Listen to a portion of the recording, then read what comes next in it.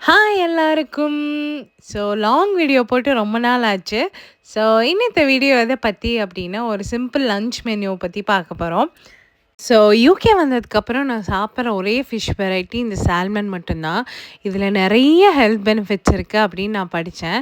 And இது வந்து weekly twice சாப்பிட்டுருவேன் எப்படியாவது. எய்தர் இத நான் ஏர் ஃப்ரையர்ல வந்து போட்டு சாப்பிடுவேன். இல்லன்னா என்னைக்காவது ஒரு நாள் வந்து இத நான் ஆயில் ஃப்ரை பண்ணி சாப்பிடுவேன். அண்டு இது வந்து கோலி சோடா ரொம்ப டேஸ்ட்டா இருந்தது. ரொம்ப நாள் கழிச்சு கோலி சோடா குடிச்சேன். எனக்கு ரொம்ப பிடிச்சிருந்தது. ஊர்ல இருக்கிறப்பலாம் நெறைய டைம் என் அப்பா கூட போய் நான் அந்த கோலி சோடா குடிச்சிருக்கேன். ரொம்ப நல்லா இருந்தது. அண்ட் இன்னைக்கு வந்து பீக்கங்காய் பொரியல், சால்மன் ஃப்ரை அண்ட் ரசம். இந்த சால்மன் வந்து ஆல்ரெடி கட் பண்ணி, கிளீன் பண்ணி தான் வச்சிருப்பாங்க. பட் நான் வந்து யூசுவலி அந்த தோல வந்து ரிமூவ் பண்ணுவேன். வந்து அத கிளீன் பண்ணிட்டு, நெக்ஸ்ட் எப்படி பண்ணலாம் அப்படின்னு பார்க்கலாம். இந்த 2 பீஸ் சால்மன் வந்துட்டு எனக்கு 450 பவுண்ட்ஸ் வந்தது. விச் இஸ் ₹500 இந்த 2 பீஸு. நான் யூசுவலி அந்த மேல இருக்கிற தோல வந்து ரிமூவ் பண்ணிருவேன். ஒரு சிலர்லாம் வந்து அந்த தோல ரிமூவ் பண்ணாமயே யூஸ் பண்ணுவாங்க. பட் நான் வந்து அத எப்பவுமே அத வந்து பீல் பண்ணி எடுத்துருவேன். அண்ட் சால்மன் வந்து ரொம்ப சாஃப்ட்டா இருந்தது. விச் இஸ் ஈஸியா கட் ஆயிருது. அதனால எனக்கு இதில வந்து குழம்பு வைக்கிறது அதெல்லாம் வந்து நான் பண்ண மாட்டேன். ஜஸ்ட் இதில இருக்கிற 2 பீஸ்ல இருக்கிற ஸ்கின்னையும் வந்து பீல் பண்ணி எடுத்துட்டேன். அண்ட் பீல் பண்ணிட்டு வாஷ் பண்ணிட்டேன். அவங்க வாஷ் பண்ணி தான் குடுப்பாங்க. பட் ஸ்டில் நான் வந்து இத பண்ணிட்டு திரும்ப ஒரு டைம் வாஷ் பண்ணிருவேன். அண்ட் இத வந்து மேரினேட் பண்றதுக்கு மஞ்சத்தூள், மிளகாய் தூள் வந்து ஒரு 2 ஸ்பூன் ஆர் உங்க காரத்துக்கு ஏத்த மாரி போட்டுக்கலாம். அண்ட் உப்பு வந்து நம்மளோட அளவு தான். அண்ட் லெமன் ஜூஸ், கர்டு, அப்புறம் கொஞ்சம் ஆயில் அண்ட் வந்து கரம் மசாலா கொஞ்சோண்டு ஆட் பண்ணேன். அண்ட் வந்து கார்ன்ஃப்ளவர் ஆட் பண்ணேன். ரைஸ் ஃப்ளவர் ஆட் பண்ணேன். அண்ட் இந்த ஊர்ல வாங்குற சில்லி பவுடர்ஸ் எல்லாம் வந்து ரொம்ப காரமா இருக்காது. நம்ம ஊர்ல வாங்குற மாரி. அதனால நம்ம எக்ஸ்ட்ராவா ஆட் பண்ற மாரி இருந்தா தான் அந்த ஃப்ளேவர் வர மாரி இருக்கும். அந்த காரம் வர மாரி இருக்கும். அண்ட் இங்க வந்து கர்ட் அப்படின்னு எக்ஸாக்ட்டா கிடையாது. கிரீக் யோகர்ட் தான். வந்து எல்லாத்துக்குமே பிரியாணி பண்ணாலும் சரி, இல்ல நம்ம யூசுவலா தயிர் சாப்பாடு சாப்பிடணும் அப்படின்னாலுமே இந்த கிரீக் யோகர்ட் தான். அண்ட் வந்து நான் பெப்பர் ஆட் பண்ணிக்கிட்டேன். சிலரெல்லாம் வந்து இந்த மாரி சில்லியோ இல்ல வந்து ஃப்ரை பண்றப்ப எக் ஆட் பண்ணுவாங்க. எனக்கு வந்து அந்த எக் ஆட் பண்ணுறது பிடிக்காது. எனக்கு அந்த ஸ்மெல் வந்து பிடிக்காது அப்படிங்கிறதுனால எக் ஆட் பண்ண மாட்டேன். அண்ட் லெமன் ஜூஸ் ஆட் பண்ணிக்கிட்டேன். ஆக்சுவலி இத வந்து நான் மேரினேட் பண்ணி ஒரு 1 ஹார்க்காட்டும் வச்சு அதுக்கப்புறம் தான் இத நான் ஃப்ரை பண்ண போறேன். நான் அத மேரினேட் பண்ணி வச்சாச்சு ஒரு ஓரமா. இப்போ வந்து அடுத்து பீர்க்கங்காய் பொரியல் வந்து பண்ணிட்டுருந்தேன். இது வந்து வெங்காயம், அப்புறம் வந்து வரமிளகா இதெல்லாம் போட்டு தாளிச்சுட்டு, அதுக்கப்புறம் பீர்க்கங்காய போட்டு ஃப்ரை பண்ணிட்டேன். யூசுவலி இங்க வந்து நான் பீர்க்கங்காய் வாங்கினேன் அப்படின்னா வந்து ஜஸ்ட் இந்த மாரி பொரியல் தான் பண்ணுவேன். பொரியல் பண்ணி அது ரசம் வச்சுப்பேன். அதுவே வந்து எனக்கு ஓகேவா இருக்கும். ஒரு சில எங்க அம்மாலாம் வந்து கூட்டு பண்ணுவாங்க. பீர்க்கங்காய் கூட்டு பண்ணுவாங்க. அது ரொம்ப நல்லாயிருக்கும். எனக்கு வந்து அது அவ்வளோ சிறப்பா வராது. பட் எனக்கு பீர்க்கங்காய் பொரியல் பிடிக்கும். நான் அதவே பண்ணிட்டேன். அண்ட் வந்து இப்போது சம்மர் ஸ்டார்ட் ஆயிடுச்சு.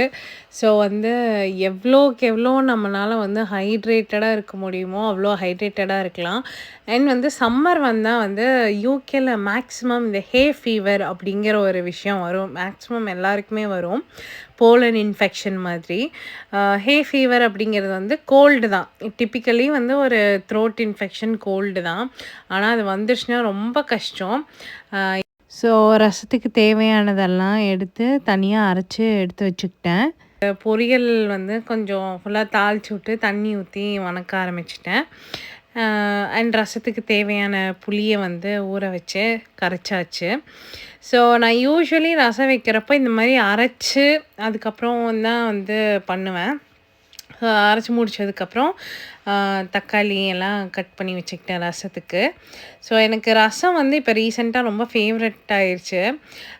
நான் முதல்லலாம் வந்து தக்காளி வந்து பொடியா கட் பண்ணி அத போட்டு அத வந்து தாளிச்சு, அது கொஞ்சம் நல்லா ஸ்மாஷ் ஆனதுக்கப்புறம் புளி ஊத்துவேன்.